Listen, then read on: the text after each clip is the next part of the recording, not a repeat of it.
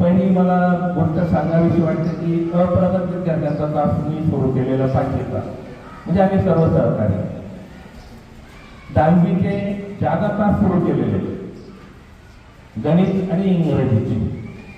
पालकांना विनंती, ज्यांचे पाल्य 10वीला असतील तो 11:30 वाजेला जादा तासाला येतो की नाही हे तुम्ही बघायचे.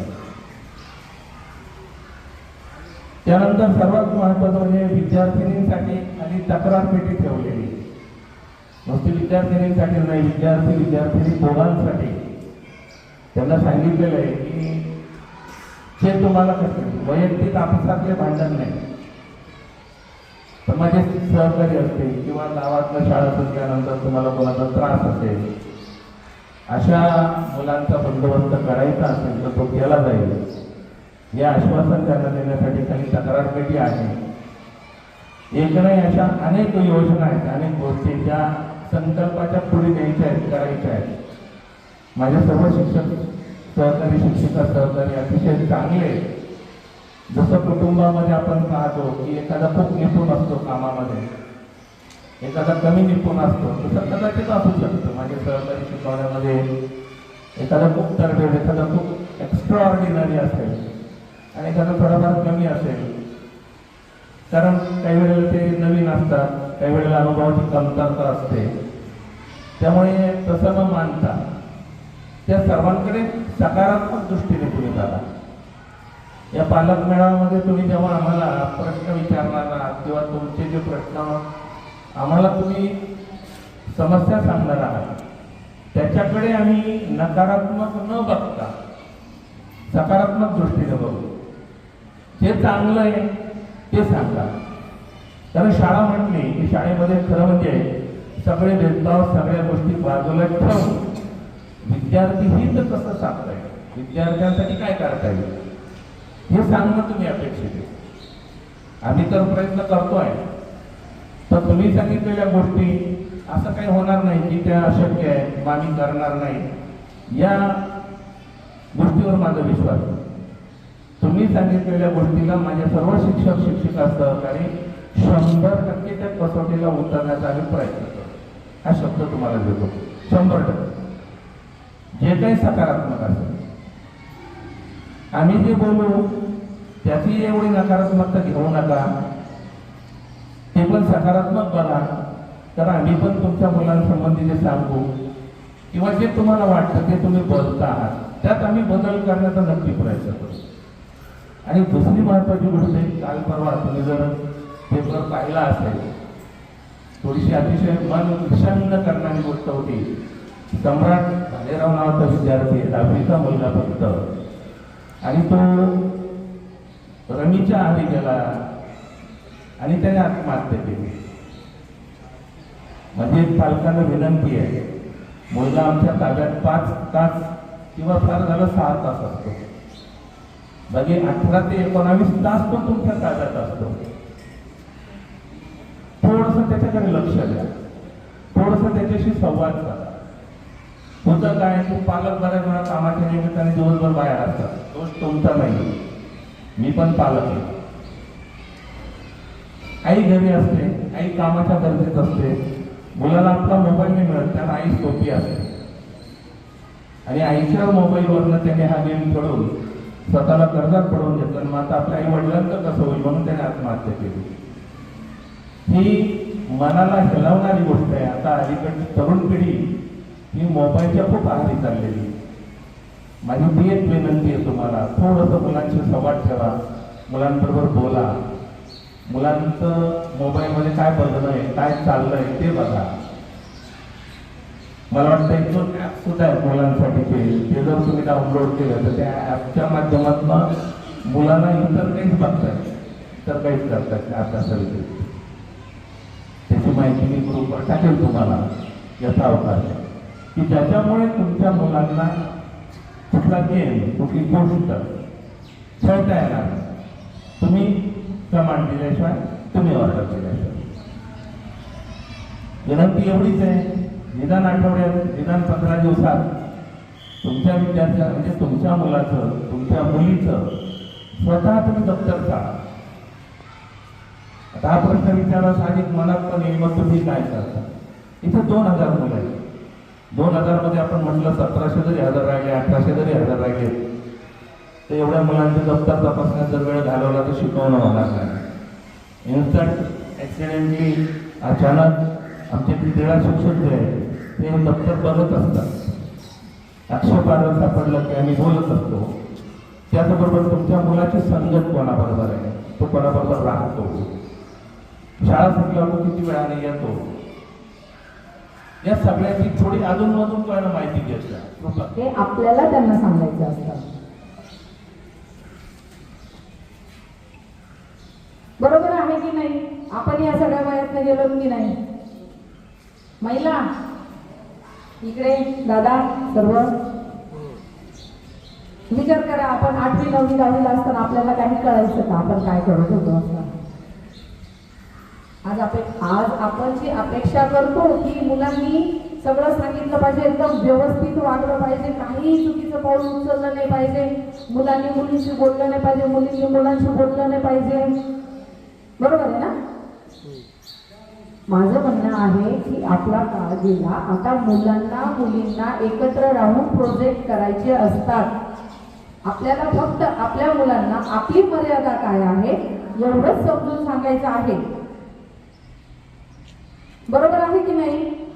आज समाजात वाढत असताना, शिकत असताना मुलांशी बोललं नाही पाहिजे मुलींनी, असं कोणाला वाटतं? हात वर करा बरं.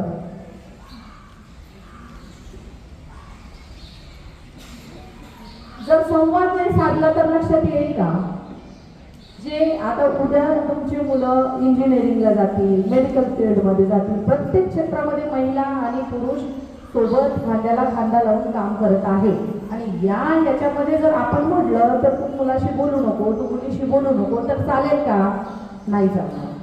तुम्ही जितके बंधनं तुमच्या मुलांवरती घाला तितके ते तुमच्यापासून लपवून वेगवेगळ्या गोष्टी करतील. तुम्हाला एकच करायचं आहे, तुमच्या मुलाला हा विश्वास द्यायचा आहे, तू चुकीचं कर, तू बरोबर कर, मी तुझ्या सोबत आहे. तुझं फक्त एक काम आहे, तुझ्या हातनं चूक जरी झाली तरी तू मला सांगायचं आहे. बाहेरच्या लोकांकडनं मला माहिती पडलं तर मला जास्त वाईट वाटेल. बरोबर आहे की नाही? आपल्या मुलाने आपल्याला सांगितलं तर आपण सांगतो हे असं नाही, हे चुकीचं आहे, असं नको करू, तसं कर. पण ज्यावेळी तुमच्या मित्राने किंवा तुमच्या मैत्रिणीने तुमच्या मुलाबद्दल चुकीची माहिती तुमच्यापर्यंत पोहोचवली, तुम्हाला वाईट वाटतं की नाही? संताप होतो की नाही तुमचा? पण आपलं मुले आपण काही करू शकतो का? आपल्याला फक्त एकच करायचं आहे की त्याच्यामध्ये विश्वास निर्माण करायचा आहे की कोणतीही परिस्थिती, कशीही परिस्थिती आली तर आपल्याला आपले आई वडील पाठीशी आहेत, ते आपल्याला सगळ्या गोष्टींमध्ये आपल्याला सपोर्ट करणार आहे. तुम्ही जर सांगितलं की तू चुकीचं जरी केलं तरी मला सांगतील की नाही मुलं. बऱ्याचदा असं होतं की त्यांच्याकडनं चूक होते, पण हे त्यांच्यानंतर लक्षात येतं. त्यांना वापस पण यायचं असतं त्याच्यातनं, पण त्यांना मार्ग सुचत नसतो. बरोबर आहे की नाही. आईला सांगितलं आई रागवेल, वडिलांना सांगितलं तर वडील मारतील. वाटतं ना, आपल्यालाही वाटायचं ना आपले आई वडील मारतील, बोलतील, रागवतील.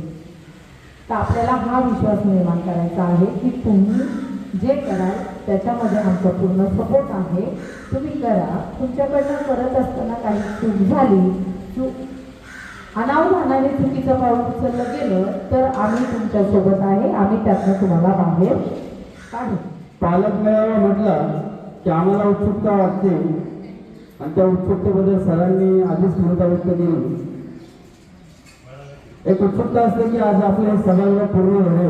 आपल्या शाळेत चालणाऱ्या विविध ऍक्टिव्हिटीज, विद्यार्थी केंद्रीय शिक्षणासाठी चाललेले विविध उपक्रम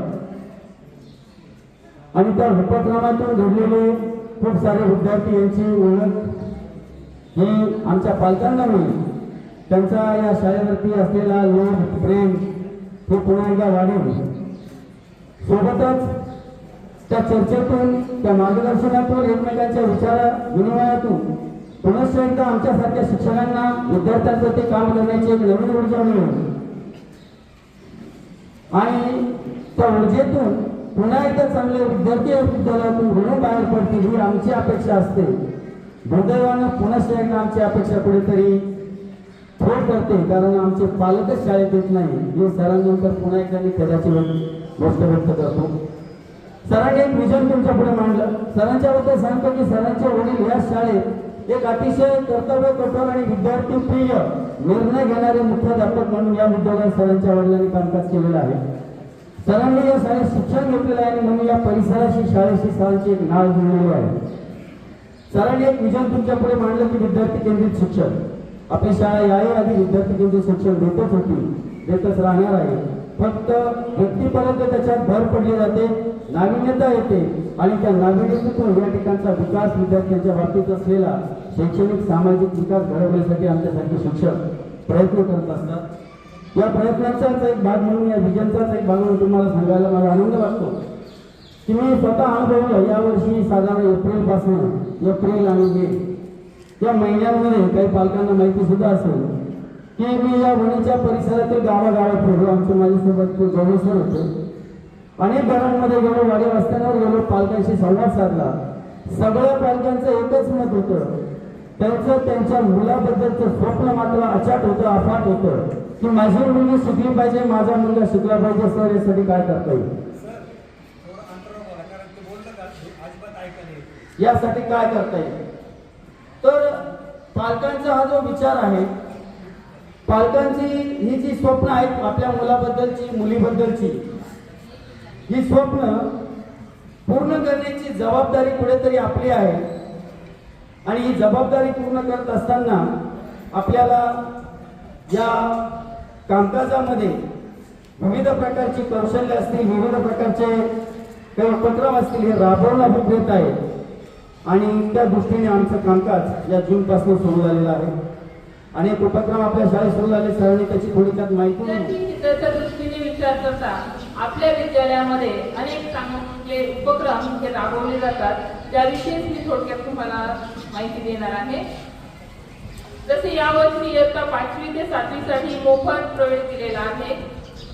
तसेच 5वी आणि इयत्ता 8वी पर्यंतच्या विद्यार्थ्यांसाठी मोफत पाठ्यपुस्तकांचं वाटप केलं जातं. गरीब, खोदकरू, शाळेत नियमित येणारे, अभ्यास करणारे अशा विद्यार्थ्यांना शिक्षकांकडून सुद्धा स्वयंस्फूर्तीने गणवेश तसेच इतर साहित्याची जेव्हा त्यांना आवश्यकता असते, शिक्षक ते पुरवण्याचा प्रयत्न करत असतात आणि पुरवित असतात. विद्यालयामध्ये सुसज्ज असे ग्रंथालय सुद्धा आहे. त्यामुळे विद्यार्थ्यांना अवांतर वाचन करण्यासाठी वर्गामध्ये जेव्हा अभ्यास असतो तेव्हा ग्रंथालयाचे शिक्षक आहेत ते पुस्तके घेऊन जातात आणि पुस्तके विद्यार्थ्यांना वाचण्यासाठी दिली जातात।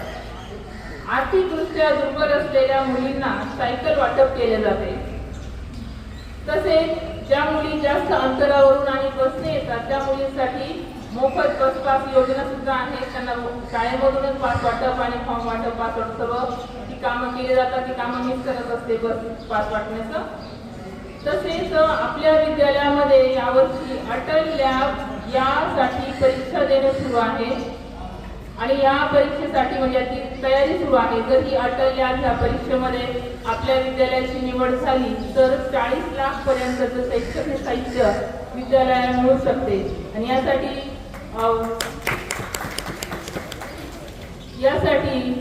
हे काम करणारे जे शिक्षक आहेत ते वेळोवेळी व्हॉट्सअपवर काही प्रश्न असतील काही माहिती असतील ते मागत असतात।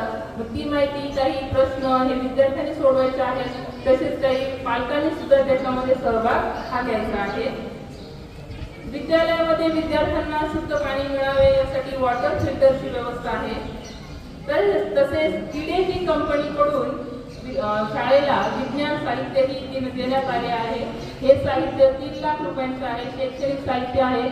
ती शैक्षणिक साहित्याची पेटीच आहे। शिक्षक एक वर्गात गेले की आमचे जे शिपाई मामा आहेत त्यांना सांगितलं की ते त्या पेट्या नेऊन त्या वर्गामध्ये ठेवतात आणि विद्यार्थ्यांना त्यांचं कार्ड्स वगैरे असे साहित्य आहे त्याच्यामध्ये ते वाटप केलं जातं आणि विद्यार्थी अभ्यास करत असतात। विद्यालयामध्ये सुसज्ज अशी प्रयोगशाळा आहे। शिक्षक वेळोवेळी जेव्हा तास असेल प्रयोग असेल तेव्हा विद्यार्थ्यांना तिथे घेऊन जातात। विद्यार्थी सर्व शैक्षणिक साहित्याची हाताळणी करतात, प्रयोग करून बघतात। इयत्ता 10वीसाठी तसेच अप्रगत विद्यार्थ्यांसाठी सुद्धा ही शाळा भरण्यापूर्वी अतिरिक्त असे जादा तास घेतले जातात। विद्यालयामध्ये भव्य असं क्रीडांगण सुद्धा आहे। यामध्ये विविध खेळ शिकवले जातात। मिनी मॅरेथॉन असेल, मोठी नाशिक मॅरेथॉन असेल किंवा इतर कबड्डी खो खो यासारख्या स्पर्धांमध्ये आपल्या विद्यालयातील विद्यार्थ्यांनी यश मिळवलेलं आहे। मुख्याध्यापक असेच पाहिजे आणि टिकाऊ पाहिजे। 1 महिन्यामध्ये आता या मीटिंगला मी या मुख्याध्यापकांना सांगेल, पुढच्या मीटिंगला दुसरा मुख्याध्यापक राहील। काय अर्थ आहे त्याला? ही व्यथा आहे, पालकांची व्यथा आहे। ही लिहून या, नाही तर मी एक सांगतो राजाभाऊ, मनोज भाऊ, राकेश भाऊ, तुम्ही सर्व पदसिद्ध आहात आणि मी मित्रत्व विसरून नाही, मी पालक म्हणून मी सांगेन, कारण की ही कळकळ आहे। तुम्ही मुख्याध्यापक तुम्ही या शाळेकडे लक्ष देत नाही। मुख्याध्यापक कोण येत आहे कोण जात आहे सर्व चालू आहे, असं कसं काय सर?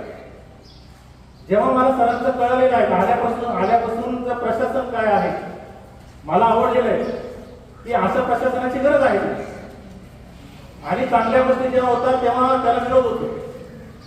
म्हणून माझं विनंती आहे सर्व थोरात परिवार यांना विनंती आहे की आपण थोडंसं आपलं वर्गस्थ वापरावे। असे जे टिकाऊ जे चांगले मुख्याध्यापक असतील शिस्तीसाठीचे यांना कृपया आपले 2-4 वर्ष तरी इथे शाळा शिस्तीसाठी ठेवा। याचं थोडंसं आपणही थोडंसं पालकांच्या वतीने आपण थोडंसं गांभीर्याने बघावं। माझा सर मी एक पालकांना सांगेल की मनोज भाऊ आणि राकेश भाऊ, मी तुम्हाला सांगतो राजू की 2000 साली आपण सर्व माजी विद्यार्थी तेव्हा जादा तास भरत होते 10वीचे। सर आले त्यानंतर जादा तास भरायला ताली वाजवलीच पाहिजे। असं कोणत्याच मुख्याध्यापकांनी केलेलं नाही। जादा तास 10वीच्या विद्यार्थ्यांसाठी केले, खरोखर त्यासाठी अभिनंदन आहे त्यांचं। जर अशी व्यक्ती असं काम करत असेल तर का नको अभिनंदन करायला आपल्याला? एकच मुख्याध्यापकाने काही केले का उपयोग? ज्या ठिकाणी जो व्यक्ती काम करत असेल तर त्याची दाद त्याला द्यायलीच पाहिजे, त्याला दिली गेली पाहिजे। आणि काही ठिकाणी असं आहे की मग याला काय उपयोग आहे, हा करवायला त्याचं अहो नाही, ही कळकळ आहे। विद्यार्थ्या ग्रामीण भागातला आहे, ग्रामीण भागातल्या विद्यार्थ्याला भेटलं पाहिजे, मिळालं पाहिजे, ही तळमळ आहे। अजून दुसरा मुद्दा असा आहे की सरांनी सांगितलं की पालक येतात डायरेक्ट वर्गात जातात, मी मान्य करतो। सर माझे मित्र आहेत, परंतु एक आहे सरांना माहिती आहे सर हे ग्रामीण भाग आहे, तुम्ही आपण थोडेफार शिकलेले आहेत, काही मजूर आहेत काम करणारे ते डायरेक्ट येतात, सरळ डायरेक्ट घेऊन जातात, त्यांचा काही दोष विचारायचा।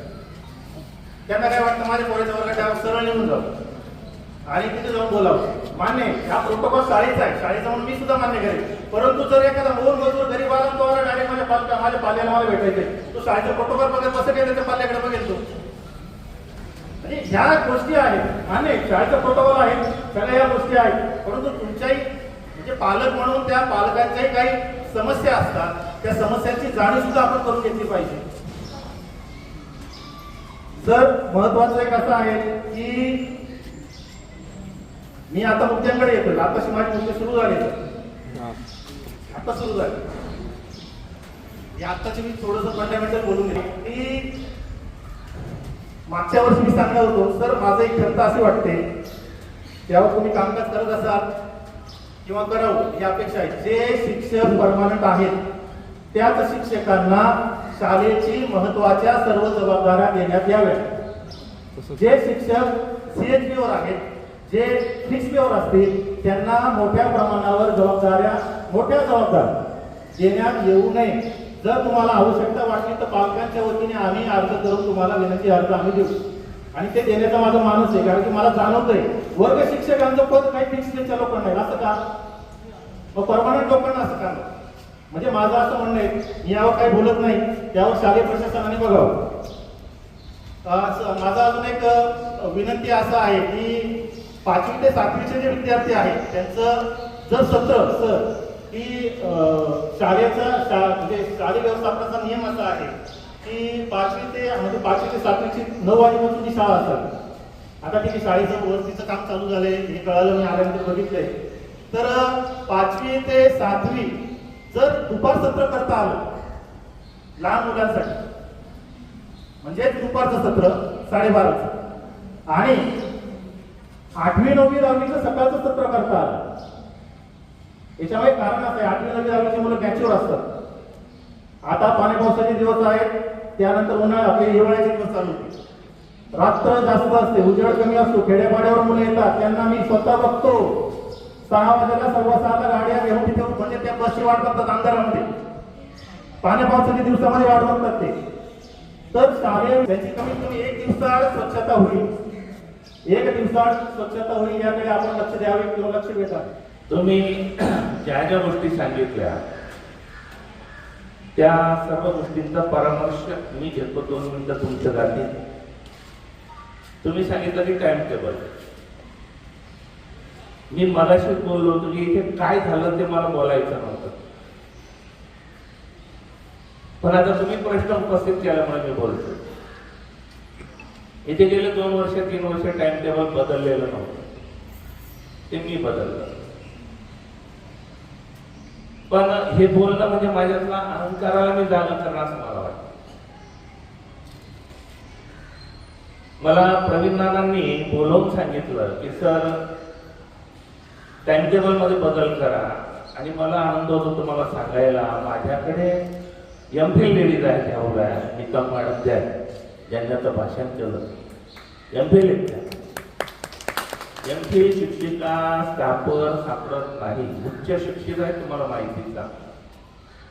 त्यांना मी एवढंच सांगितलं की मॅडम तुम्ही जर MPhil आहात, तुम्ही 5वी 6वी का शिकवता, तुम्हाला 10वीला यावं लागेल. त्यांनी सांगितलं सर तुम्ही सांगा, मी लगेच येते. असे माझे शिक्षक आहेत. माझ्याकडे MSc BEd शिक्षिका शिक्षक आहेत, त्यांना सांगितलं की तुम्ही 5वी 6वीकडे काय करताय, 10वीला यावं लागेल. त्यांनी सांगितलं तुम्ही आदेश द्या सर, आम्ही येतो. एवढेही फिक्स पैसे माझे सर्व शिक्षक शिक्षिका आहेत, त्यांना मी क्लास टीचरशिप मधून मुक्त केलेले आहे. तुमच्या माहितीकरता सांगतो, संस्थेने तुम्ही सांगण्याच्या आधीच पत्र दिलेलं होतं आम्हाला, त्या पत्रानुसार ही कार्यवाही केलेली. तुमचा दुसरा मुद्दा, तिसरा मुद्दा होता की शिष्यवृत्ती. त्याचा हा कागद आलेला आहे माझ्याकडे, तो मी देतो. जवळजवळ 80% मुलांना शिष्यवृत्ती मिळालेली आहे. आता या शिष्यवृत्तीत तुम्ही शिक्षक असल्यामुळे तुम्हाला चांगलं माहिती आहे, शिष्यवृत्ती आता मुख्याध्यापकाकडे किंवा शाळेवर येत नाही, ती डायरेक्ट विद्यार्थ्याच्या खात्यावर जमा होते. विद्यार्थ्याचा पालक जोपर्यंत बँकेत जाऊन पासबुक भरत नाही तोपर्यंत त्याला कळत नाही शिष्यवृत्ती आली की नाही. पालक फक्त अशी मोठी माणसं भेटली, तुमच्या हाती भेटली की एवढंच, ते फॉर्म देऊन आलो, गेल्या वर्षी दिले, 2 वर्ष झाले, काहीच झालं नाही, काहीच झालं नाही. अरे बाबा तो बँकेत होता, ती माहिती तर बघ. हा 10 वर्षापूर्वीचा काळ होता, 20 वर्षापूर्वीचा काळ होता, जेव्हा शिष्यवृत्ती शाळेकडे येते, मग मुलांना बोलून ती वाटली जायची. आता तसं राहिलेलं नाही. तुम्ही शिक्षक असल्यावर तुम्हाला चांगलं माहिती आहे, हे बाकीच्या लोकांना सांगणं गरजेचं आहे. आता मुळातच फॉर्म भरताना बँकेला अटॅच असणारं त्याचं आधार कार्ड केवायसी करून त्याचं खातं उघडायला सांगितलं जातं आणि त्या खात्यावरती शिष्यवृत्ती जाते. आता शासनाचं काम कसं असतं हे तुम्हाला माहिती आहे, मी काय सांगायची गरज नाही. 3-3, 4-4 वर्षाच्या शिष्यवृत्त्या पेंडिंग आहेत. याच्याबद्दल आपण काय करणार? आपण काय करणार? माझे पत्रकार मित्र पण एखादा लेख त्याने द्यावा, शासनाला विचारावं की गेल्या 2 वर्षाच्या 3 वर्षाच्या शिष्यवृत्त्या का मिळालेल्या नाही, काय कारण? ते होण्यामागचं कारण काय? तुम्ही म्हटले 5वी ते 7वी दुपारी करा. मगाशी तुम्हीच म्हटले की पुढे अंधार फटकन पडेल. आता तुम्ही सांगा, हिवाळ्याचे दिवस इतके छोटे असतात, आपली शाळा 2 सत्रात भरते, शाळाच मुळात 5:10ला सुटते संध्याकाळी, मुलांना सोडत करत 5:20 होतात. जर 5:30 त्या मुलाला बस स्टँडवर जायला झाले तर 5:30ला अंधार पडतो, हे तुम्ही सगळे शून्य नागरिक आहात, तुम्हाला माहिती. मग 5वी, 6वी, 7वीच्या मुलाला आम्ही 5:30ला सोडावं का, याची जबाबदारी कोण घेईल? सर्व पालक लेखी देतील ना? याबद्दल नाही नाही, एक मिनिट. आता तुम्ही बोलले, मी काय बोललो तुम्ही ऐकून घ्या. मुळात मुद्दा तुमचा बरोबर आहे. शासनाच्या नियमाने शाळा दुपारीच भरली पाहिजे, हे मान्य आहे. आता 10वीचं टर्म छोटं झालेलं तुम्हाला माहिती. फेब्रुवारीमध्ये परीक्षा भरते, आता मार्चमध्ये व्हायची, आता फेब्रुवारीला सुरू. 8 महिने सुद्धा राहिलेले मुलांकडे. पण तुम्हाला सांगायला मला आनंद होतो, हे काम राकेश भाऊ असतील, स्कूल कमिटीचे सदस्य असतील, संचालक असतील, यांच्या अथक प्रयत्नाने हे काम सुरू झालं. हे काम या महिन्यात मिटणार आहे. मी आश्वासन नाही देत, पण मला सुद्धा इच्छा आहे जास्तीत जास्त दिपोळीनंतर राकेश भाऊ, राजू भाऊ, स्कूल कमिटी अध्यक्ष असणारे, सदस्य असणारे सर्वांना मी विनंती करतो, ही शाळा आपल्याला एका सत्रात आणायची आणि ही शाळा एका सत्रात आणणारच 100%. आता राहिला तुमचा प्रश्न होता की इथे मुख्याध्यापक 2 महिने 3 महिन्याचा. आता तुम्ही शिक्षक असल्यामुळे बाकीच्या लोकांना माहित नाही, तुमच्या माहितीकरता सांगतो. आपण जेव्हा भरती झालो त्यावेळेला आपलं अप्रुव्हल झालेलं, ते अप्रुव्हल सगळे असणारे लोक जे आम्ही सगळे साधारण 26-27 ला रिटायर होणार आहोत. असं समजा नशिबाने मला हे 16 महिने मिळाले. आता 26, 27, 28 पर्यंत येणारे लोक हे असेच येणार आहेत. 4 महिने, 6 महिने, 3 महिने, 2 महिने, फार वर्ष. आता त्या व्यक्तीकडनं किती अपेक्षा करायची, काय करायचं नाही. तुम्ही त्या क्षेत्रात असल्यामुळे खूप काही बोलण्यात मजा आहे. पण एक सांगतो तुम्हाला की 29-30 नंतर 100% या संस्थेच्या प्रत्येक शाळेला साधारण 3-3, 4-4 वर्षाचे मुख्याध्यापक लागतो. आता ते नियम आहे तो वयाचा, त्याला काही इलाज नाही. तुम्ही मला शाबासकी दिली, बरं वाटलं. मी इथे 4 वर्षे राहावं असं मला वाटत असलं तरी उपयोग नाही, कारण त्या नियमाने मला जावं लागणार. आता राहिला प्रश्न त्यानंतर तुम्ही विचारला की स्वच्छता करू. चांगला प्रश्न केला. मला इथे खटकायचं. मी स्वच्छतागृहाचं रजिस्टर बनवलं. माझे सर्व शिक्षक डिटर्जंट कर्मचारी विचारायचे 3 वेळा स्वच्छतागृह स्वच्छ करतात. ही सोपी गोष्ट नाहीये. बोलणं सोपं आहे, कृती करणं अवघड आहे. ते पण माणसं आहे. कुठेतरी समजा माझ्या कर्मचाऱ्यांनी आता 10 वाजेला स्वच्छतागृह स्वच्छ केलं, खाली मुलं खेळत आहेत. पुढच्या 2 तासात जर खराब झाला असेल, तुम्ही तिथे गेलात आणि तुम्ही जर म्हणायला लागले की ते खराब झाले, त्याला आम्ही काय करायचं? दर 10 मिनिटाला तर धुवू शकत नाही. कुठेतरी मर्यादा आहे. याच्यात मुलांचा सुद्धा सहभाग असतो. त्यांचं पण समुपदेशन आम्ही करतो, त्यांना पण सांगतो. सर्वात महत्वाचा मोबाईलचा प्रश्न ऐरणीवर येतो. मी माझ्या सहकार्यांना सांगितलं, 1 मिनिटात त्यांनी मोबाईलची हजेरी माझ्याकडे, मोबाईल जमा करण्याची हजेरी माझ्या दोघं पर्यवेक्षक मोबाईल जमा करतात. आता तुम्ही शिक्षक आहात, तुम्हाला माहिती ऑनलाईन कामं किती करावं लागतात.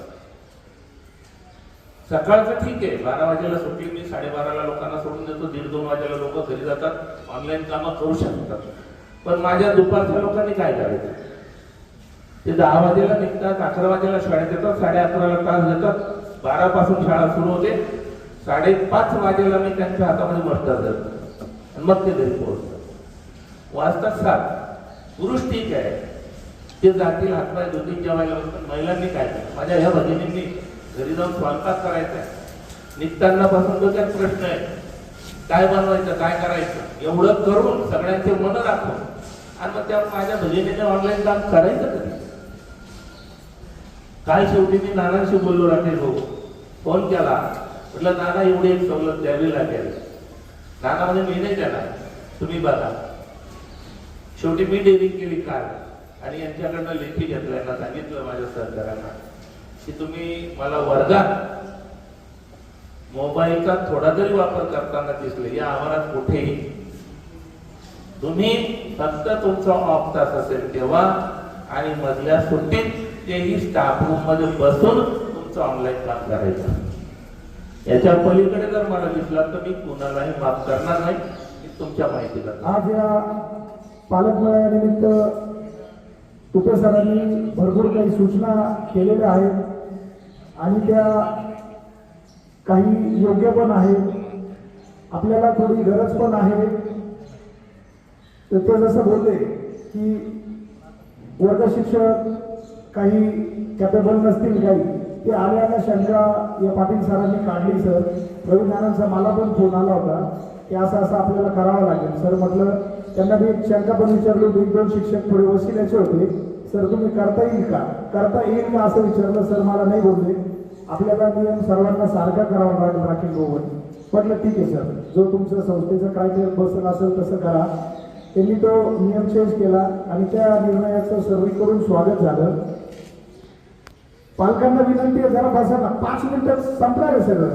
तुम्ही तुमच्या मुलांसाठी घरी येता इथं तो लॉट त्यांनी चेंज करून ज्या ज्या वर्गाला ज्या ज्या कॅपेबल तो शिक्षक असेल तो चेंजेस त्यांनी केलेले आहेत. त्याचं सर्व स्तरातून स्वागत पण केलेलं आहे. राहिला विषय पोषण आहाराचा.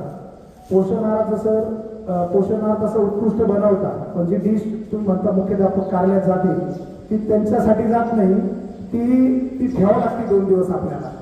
का तो पोषण आहार कसा बनवलेला आहे ती 2 दिवस डिझॉल्व करता येत नाही. आणि राहिला विषय तर इथून पुढे सर आम्ही पण चक्कर मारू, आम्हाला 2 शिक्षक तरी तो पोषण आहार तिथे मुलांसोबत खाताना दिसले पाहिजे, तेवढी काळजी घ्या पोषण आहाराची. आणि शाळेचं जे तुम्ही बोलले की मुलांना सकाळ थोडा वेळ द्या, एक 4-6 महिन्यामध्ये सर बोलले काय झालं, आपली दिंडोरीची जी शाळा आहे ती मोठ्या प्रमाणात मोडकळीस आलेली होती. मग संस्थेने एक निर्णय घेतला की अगोदर ती दिंडोरीची शाळा आपण हे करू आणि त्या दिंडोरीच्या शाळेला जवळपास एक 20 कोटी रुपये खर्च आला आणि त्यांचं काम पण चालू झालंय. आता 3 लेवलला ते काम आलेलं आहे.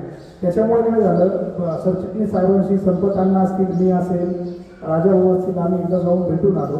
त्यांचं म्हणणं होतं दिंडोरीची शाळा थोडीशी हे होऊ द्या, तुम्हाला सर्व त्यांनी शब्द पण दिलाय सर आपल्याला की तुम्हाला पूर्ण वर्ग करून देतो आणि तुमची शाळा 1 टप्प्यात भरून देतो. फक्त त्याला एक 6 महिने किंवा वर्ष लागेल, आपली शाळा सुरळीत त्यावेळेस चालू होईल. आणि सरांनी योग्य ते मार्गदर्शन केलंय आपल्याला. त्याचं कारण असं आहे की सर आपल्यासाठी नवीन नाही आहे, सरांचं शिक्षण पण इथे झालेलं आहे आपल्या हायस्कूलला. त्यांचे वडील इथं मुख्याध्यापक होते, त्याच्यामुळे त्यांना या वडी गावाची आवड पण आहे. आणि राहिला तो जो मुख्याध्यापक तुम्ही म्हणे 4-6 महिन्यात जाता, तो आपल्या हातातला पार्क आहे, तो प्रशासकीय पार्क आहे. त्याच्यावर आम्ही चर्चा केली. सरांना येण्याच्या अगोदर आम्ही असंच रिक्वेस्ट केली होती का आम्हाला मुख्याध्यापक द्या ते 4-5 वर्षाचे द्या. त्यांनी सगळी यादी चेक केली, आम्हाला मला सांगितलं याच्या 4 वर्षाचा कोटी दाखवला. म्हटलं आता किती दिवस, ते वरी सरांनी सांगितलं 1-2 वर्ष ते करावंच लागेल म्हणे. त्याच्यामुळे ती दिलगिरी आज पालक मेळावा पार पडला, पण याची प्रशासकीय बाब सुद्धा आहे. ती बाब असते की पालक शिक्षक संघाची स्थापना करावी लागते. पालक शिक्षक संघाची स्थापना करणं म्हणजे जे जबाबदार शिक्षक आहे, जबाबदार पालक आहे, त्यांची निवड आपल्याला करावी लागते. तर काही नावं आम्ही आमच्या परीने घेतलेली आहे. ती नावं मी वाचून दाखवतो. जर आपल्यापैकी कोणाला आक्षेप असेल किंवा कोणाला या संघामध्ये येण्याची इच्छा असेल तर त्याने त्यांचा हात वरती करून त्यांचं संपूर्ण नाव जरूर सांगावं. मी नाव वाचायला सुरुवात करतो. बघा, पालक शिक्षक संघामध्ये असं आहे की अध्यक्ष हे पदसिद्ध अध्यक्ष असतात. पदसिद्ध पद असतं म्हणून आमचे मान्य मुख्य राहतात हे पाटील दिदी सर हे या संघाचे अध्यक्ष असतील. सचिव म्हणून मी स्वतःच असेल आणि आता सदस्य म्हणून आपण चित्रलेखा योगी वणीकर यांचं नाव घेतलेलं आहे. वणिता बाळकृष्ण गांगुर्डे, माधुरी महेश हेगणार, उमेश गिरधर आहे आणि नितीन शंकर सोटी याच्यामध्ये उमेश गिरधर आहे हे उपाध्यक्ष म्हणून काम करतील. तर आपल्या सर्वांना हे मान्य आहे का? एक मताने सांगा. आणि जर आपल्याला कुणालाही आक्षेप असेल तर तुम्ही आत्ताही मला सांगू शकता. आपण तुमचं नाव त्या ठिकाणी टाकून देऊ. जर आक्षेप नसेल तर मला सर्व मताने होकार द्या. तुम्ही सर्वांना मान्य आहे हे नावं? ठीक आहे. मी जाहीर करतो मग बालक शिक्षक संघाची नावं: चित्रलेखा योगेश वणीकर, वणिता बाळकृष्ण गांगुर्डे, माधुरी महेश खेरला, नितीन शंकर जोटी, दिगंबर पाटोळे, उमेश गिरेधर आहेत इत्यादी. ठीक आहे. भाऊसाहेब थोडा ही जी शिक्षण संस्था आहे तिच्या त्या रावसाहेबांचे इथे असलेले उपस्थित 3 वारसदार, आमचे मित्र राकेश भाऊ, घरी काही कामानिमित्त निघून गेलेले मनोज भाऊ व देवी मंदिराचे पण ट्रस्ट असलेले राजू भाऊ, उपस्थित सर्व गावातील मान्यवर पत्रकार बंधू, आलेले सर्व माता म्हणजे गृहचालक, पिता, घराचे मालक, या सर्वांचं, सर्व शिक्षकांचं मी या पालक मेळाव्याच्या दिनी आपल्या सर्वांचं, आमच्या सर्वांच्या वतीनं खूप खूप हार्दिक अभिनंदन करतो.